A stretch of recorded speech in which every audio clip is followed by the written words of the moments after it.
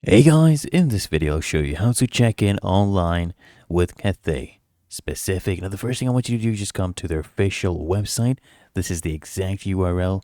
I want you to scroll down and just click here on check in. Okay, they'll give you two options to check in. Either you go ahead and sign in as a member.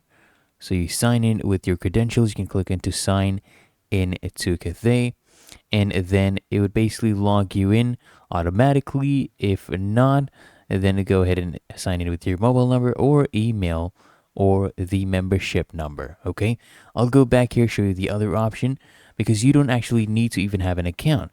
You can just select here not yet a Cathay member, and you can join them through this option. And the third option, I'll show you what you can go ahead and do. So this is how you sign up. Just read the terms and conditions, click on sign up now, go through the process. Now let's come back. I'll show you the last option that they have. So they have these two, then they have find a booking right here. So you can click here on find a booking. You just need to enter your details, first name, last name, and the booking or reference a number for the e-ticket as well.